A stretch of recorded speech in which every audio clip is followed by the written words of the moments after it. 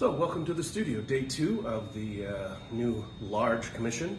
I'm going to be getting started on this today. The canvas is all ready to go, stretched up and dried up nicely after yesterday.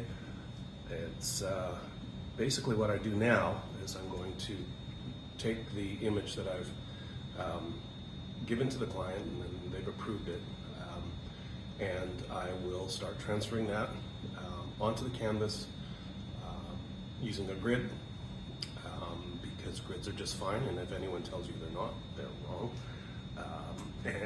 It'll give me a basic shape. I don't really pay too much attention to it, but it just helps me make sure that I'm getting things where I want them to be on the canvas. And so let's get started. Okay, so what I did here was just marked out some measurements on a stick, and then I think it was about 10 inches square, something like that, based on a grid that I put on a piece of paper that I printed out, which is based on the photo. I've got that grid on there, and I just scaled it up so it fits on. And so I'm just working the grid, and now actually just basically using that photo in the grid to transfer that landscape detail onto the large canvas. Okay, so I've got it all gridded out now, and I've actually traced the outlines of the terrain that I'm going to be painting. So next is get the first layer of paint on. Normally I like to get what I call paint on all the bits on the first day. That doesn't always work when it's a canvas this large, so we'll see how we do. So now comes the fun part, paint. Basically what I'm trying to accomplish here is just get a general idea of what the colors are going to look like, what the basic features of the piece are going to be, again based loosely on what I transferred from the source printout, source photo, but I don't really pay too much attention to it.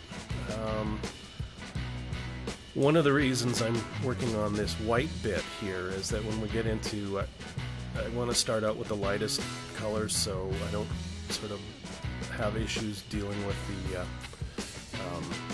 the white bits turning gray or brown or anything like that. So I always do the sort of lightest colors first, and then we can feed in the other stuff. And it doesn't really matter on day one, but it's much easier to keep things clean as it is. Now I'm going to start working on the mountains here. The mountains, I still not sure the style I'm going to do these in. Right now I'm just doing them sort of close to what the original photos from, but I may make them more geometric as I've done in the past. I don't know yet. Don't know the colors they're going to be. I'm sort of going with a greenish gray, sort of slate color. But you know, that'll change. Everything changes. This is just really just to get me a basic idea of where all of the main features are going to go and how the perspective is going to look and those kinds of things. Lots and lots of paint on here, but not thick. I don't paint very thick. I'm thinning things down with solvent, so I'm not going through giant tubes of paint. But just enough to get the color on and get me in an idea. In fact, I don't want big chunks of paint on here because that'll sort of get in the way as I start to refine things, because I do paint in fairly thin layers, and I'll probably do 5 layers of this, maybe something like that. I just once the first day is done, then I start just working on sections, and I'll work on tomorrow I'll probably work on just the left lower section or something like that. But that's kind of my process, and it is I think this took me about 3 hours to do all paint on all the bits, as I say. So it actually went a lot faster than I expected. I guess I'm getting better at doing these large canvases. I've done a few now, and I don't worry too much about being accurate. And I think that's probably what's speeds things up, because I'm going to change everything anyways once I start getting into it. A lot of things that happen on day one are completely invisible in the end product. So it's kind of just give me a general idea where I want to be going, and it does help to be able to see in color, in large, to know what's working and what's not.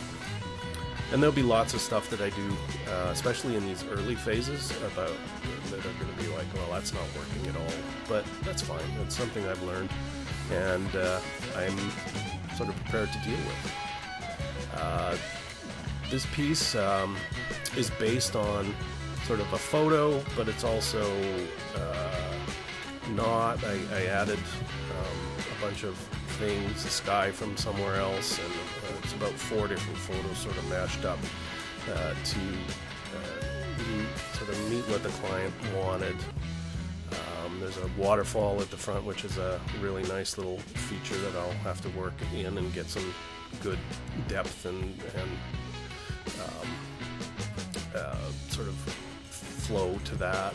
Of course, the sky is just again a very basic representation of what it may or may not turn out to be. I don't really know yet. That is something that shows up as I work. It'll change substantially, I expect.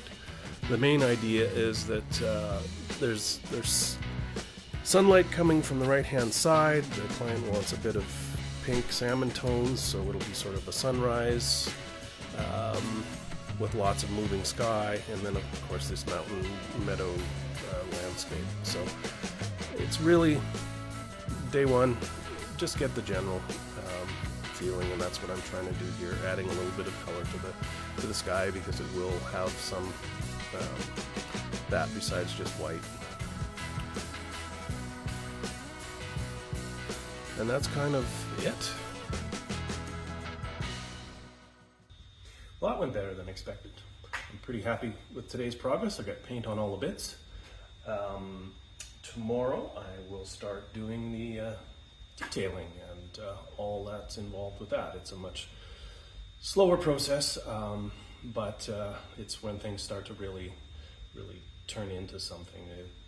On the day one, things are generally in the right spot, but perspectives are wrong, the details are wrong, colors or whatever they are, but that's tomorrow is when it starts to get interesting. So if you like this, you want to see what's going to happen, I'm going to be posting updates maybe every day, maybe every couple days, but be sure to subscribe and click the bell, and you'll be able to see how it's coming along.